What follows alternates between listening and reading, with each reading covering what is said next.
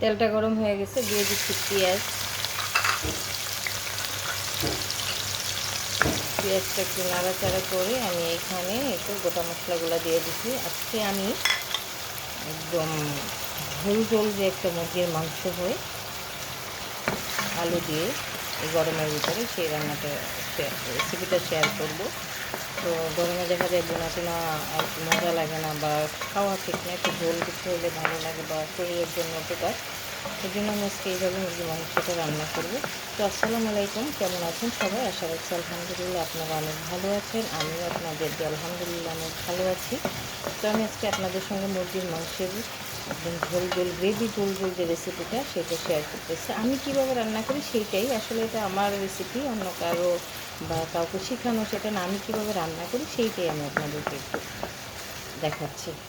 পেঁয়াজটা আমার একদম কমপ্লিট, এই কালারটাই থাকবে, তার বেশি লাল করব না। তো এখানে দিয়ে দিচ্ছি, এখানে অল্প সব পেঁয়াজ বাটা না, আমি ব্লেন্ডারে ঝাঁপটা দিয়ে পানি দিয়েছিলাম।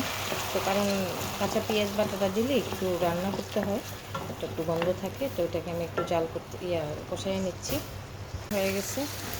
এখন এখানে আদা রসুন হলুদ মরিচ ধনিয়া গুঁড়া জিরা গুঁড়া সব কিছু একসাথে আমি এটা দিয়ে দিচ্ছি। সব মশলাগুলো দিয়ে আমি একটু পানি দিয়ে এটাকে 5 মিনিট কষিয়ে নিব।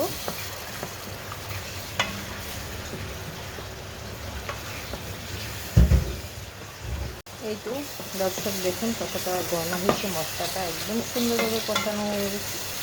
আমার এটা কষানো শেষ, এই গোশটা একসাথে দিয়ে দিব।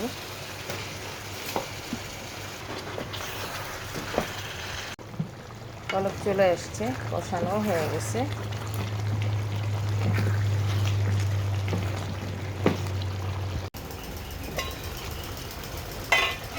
ঝোল ঝোল রান্না করব, তাই মোটামুটি ভালো ঝোলই দিয়েছি।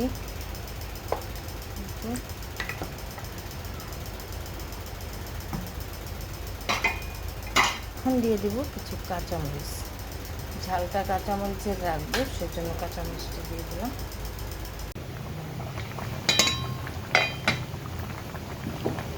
এই তো হয়ে গেছে। আমি আর ঝোল কমাবো না, একটু চুলাটা একটু কমিয়ে রাখবো, তেল উঠুক, উপরে জিরার গুঁড়া দিয়ে দিব।